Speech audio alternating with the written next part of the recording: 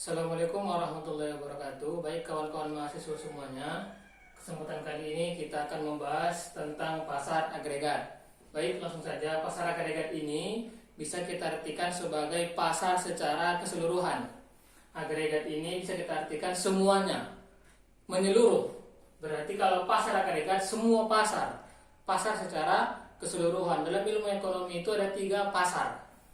Yang pertama adalah pasar barang dan jasa, yang kedua pasar tenaga kerja, yang ketiga pasar modal. Setiap pertemuannya kita akan membahas 1 poin. Untuk singkatnya, di pertemuan kali ini kita membahas pasar barang dan jasa saja. Selanjutnya nanti baru kita bahas pasar yang kedua dan yang ketiga. Oke, langsung saja. Pasar barang dan jasa. Pasar barang dan jasa ini terdiri dari 2 pembahasan. Yang pertama PPS, pasar persaingan sempurna. Yang kedua adalah pasar persaingan tidak sempurna. Oke, di sini saya buat penjelasan lebih detailnya. Pasar barang dan jasa ini terdiri dari pasar persaingan sempurna dan pasar persaingan tidak sempurna. Baik, pasar persaingan sempurna itu kita temukan di pajak-pajak. Di Medan ini kita sebutkan pasar itu sebagai pajak, seperti pajak Marelan, seperti pajak Sambu, kan begitu. Itu adalah pasar-pasar tradisional market. Apa itu pasar persaingan sempurna? Pasar persaingan sempurna, persaingan yang ada di pasar itu sempurna. Apa yang dikatakan sempurna? Di dalam pasar persaingan sempurna itu ciri-cirinya, di dalam pasar itu banyak penjualnya. Banyak penjualnya, banyak pembelinya. Tetapi penjual dan pembeli ini tidak bisa membuat harga QD tinggi atau tingginya QD. QD ini kemarin kita bahas adalah quantity demand. Kalau bahasa kitanya pembeli, banyaknya pembeli. Kalau bahasa akademiknya jumlah permintaan. Tingginya jumlah permintaan atau banyaknya pembeli yang ada di pasar, dan tingginya quantity supply atau tingginya jumlah penawaran atau banyaknya penjual yang ada di pasar. Banyak penjual dan banyak jumlah pembeli, tetapi keduanya ini tidak bisa membuat harga di pasar tradisional itu. Penjualnya banyak, pembelinya banyak. Yang buat harga di pasar itu siapa? Apakah penjual? Tidak. Apakah pembeli? Tidak juga. Berarti siapa yang membuat harga di situ adalah mekanisme pasar. Pembeli dan penjual sebagai price maker, penerima harga. Kenapa dikatakan seperti itu? Pembeli tahu harga dan penjual pun tahu harga. Kenapa seperti itu? Karena yang diperjualbelikan di pasar itu adalah barang-barang sehari-hari, barang-barang pokok, sayur-sayuran, bumbu-bumbuan dapur. Pembeli pun tahu harga walaupun dia tidak menjual barang itu. Makanya apabila ada penjual yang menaikkan harganya, tidak akan ada yang membeli barang dagangan dia. Kenapa? Karena penjualnya banyak di pasar itu. Siapa penjual yang berani menaikkan harganya? Tidak dibeli oleh pembeli. Karena pembeli pun tahu harganya. Siapa penjual yang menurunkan harganya dari harga pasar, dia rugi. Kan begitu. Walaupun dibeli orang banyak, tapi dia tidak mendapatkan keuntungan. Karena memang di pasar persaingan sempurna ini, di pajak ini, yang diambil itu adalah keuntungan-keuntungan yang tidak bisa banyak, sedikit-sedikit. Oke, itulah ciri-ciri dari pasar persaingan sempurna. Yang paling kita kenal di Medan adalah pasar yang ada isi kambing dekat kampus. Nah, itu termasuk pasar persaingan sempurna itu. Kemarin sudah kita bahas apa yang disebutkan itu pasar equilibrium market, keseimbangan pasar. Kesuksesan pasar itu atau keseimbangan pasar itu paling cepat terjadi di pasar persaingan sempurna, karena sempurna persaingan di situ. Oke, yang kedua, langsung saja di pasar persaingan tidak sempurna ini. Yang kedua, ada 2 pembahasan. Pasar persaingan sempurna dan tidak sempurna. Yang paling banyak jenis pasar dari antara yang 2 ini adalah pasar persaingan tidak sempurna. Kalau pasar persaingan sempurna tadi itu hanya pajak atau pasar-pasar tradisional. Kalau di pasar persaingan tidak sempurna ada 6 jenis pasar. Yang pertama adalah pasar monopoli. Pasar monopoli itu adalah pasar yang dimana terdiri dari satu penjual barang itu, tetapi pembeli barang itu banyak. Apa itu contohnya? Contohnya itu adalah seperti Pertamina. Pertamina itu adalah menjual bahan bakar minyak. Apakah ada saingan Pertamina yang jual bahan bakar minyak? Tidak ada. Di Indonesia ini yang menjual BBM itu hanyalah Pertamina, mitranya yang banyak sebagai SPBU, kan begitu. Monopoli ini termasuklah Pertamina. Siapa lagi? PLN. Pertamina satu penjualnya, pembelinya banyak nggak banyak? Siapa itu? Kita semua yang beli BBM. PLN. PLN itu jualan apa? Jualan listrik. Apakah ada pesaingnya? Tidak ada. Siapa yang membeli PLN? Kita semuanya. Makanya apabila terdiri satu penjual dan pembelinya banyak disebutkan dengan pasar monopoli. Kebalikannya, kalau penjualnya satu tetapi pembelinya satu tetapi penjualnya banyak, itu dinamakan dengan pasar monopsoni. Di mana ini terjadi? Ini terjadi di pedesaan-pedesaan, di daerah-daerah pelosok. Kenapa dikatakan pasar monopsoni ini terjadi di pedesaan? Siapakah penjual yang banyak itu? Itu biasanya adalah petani.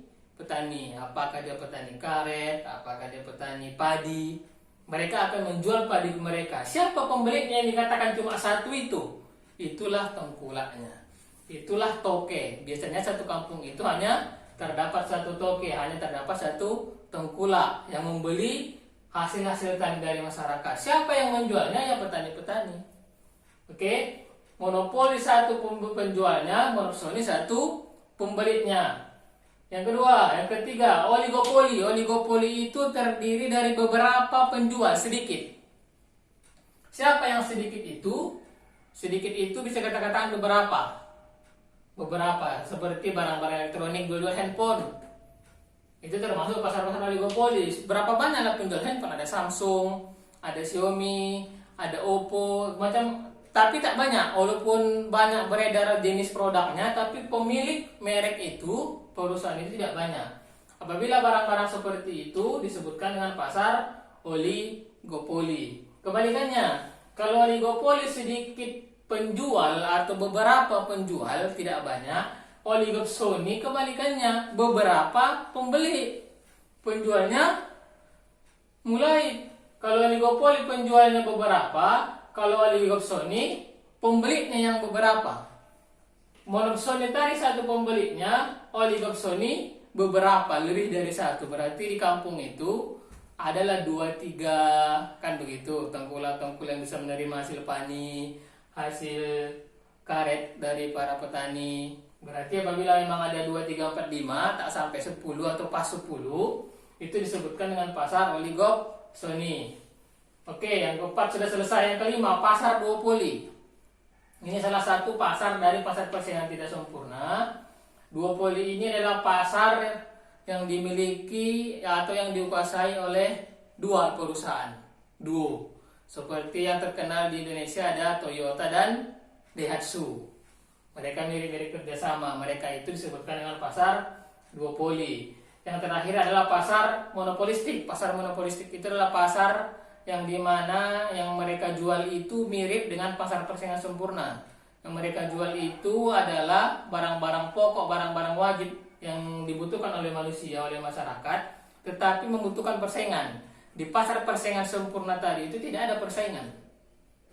Tidak ada persaingan. Kalau di pasar monopolistik, walaupun mereka tetap menjual barang-barang pokok manusia, tapi mereka bersaing. Apa contoh yang mereka jual? Seperti sabun mandi. Sabun mandi itu sudah kita kategorikan sebagai barang wajib, kebutuhan masyarakat. Tetapi penjual sabun mandi itu bersaing. Kan begitu. Di pajak itu tak ada persaingan, tak ada yang jual sabun mandi. Yang jual sabun mandi itu yang memiliki pabrik. Cuman mereka menjualnya ke pasar. Kan begitu. Apalagi sabun mandi, pasta gigi, sampo.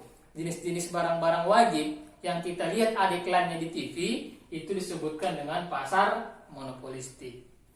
Barang-barang wajib yang tidak pernah kita dengarkan ada iklannya disebutkan dengan pasar persaingan sempurna.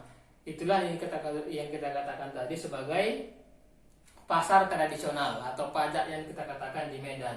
Oke, di sini ada saya buat dari sisi produsen dan sisi konsumen. Ini maksudnya siapa yang kuat? Produsen ini adalah penjual, pembuat, memproduksi barang, si pemilik. Di pasar yang tiga ini adalah si penjual yang paling berkuasa.